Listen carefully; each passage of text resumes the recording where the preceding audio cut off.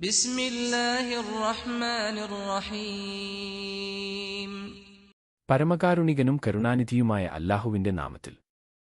وكل شيء أحصيناه كتابا وإن عليكم لحافظين كراما كاتبين يعلمون ما تفعلون.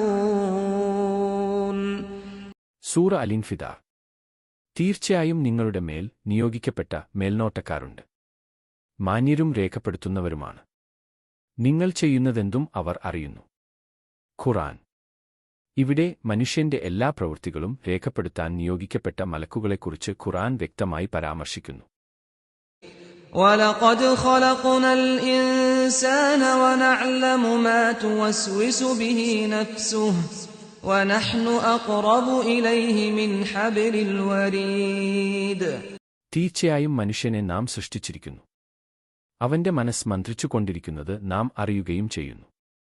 നാം അവന്റെ കണ്ഠനാടിയേക്കാൾ അവനോട് അടുത്തവനും ആകുന്നു. അല്ലാഹു മനുഷ്യനെ സൃഷ്ടിച്ചു, അവൻ പരിമിതമായ ഇച്ഛാശക്തി നൽകി. മനുഷ്യന്റെ ഉള്ളിലെ ആഗ്രഹങ്ങളെയും ഉദ്ദേശ്യങ്ങളെയും മനുഷ്യൻ സ്വയം അറിയുന്നതിനേക്കാൾ നന്നായി അല്ലാഹു അറിയുന്നു.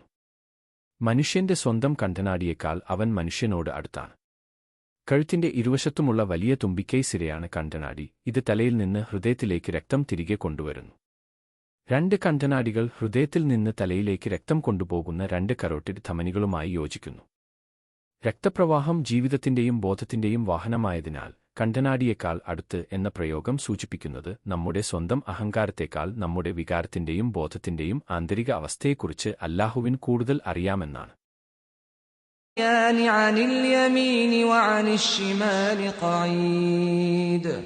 വലതുഭാഗത്തും ഇടതുഭാഗത്തും ഇരുന്നുകൊണ്ട് ഏറ്റുവാങ്ങുന്ന രണ്ടുപേർ ഏറ്റുവാങ്ങുന്ന സന്ദർഭം.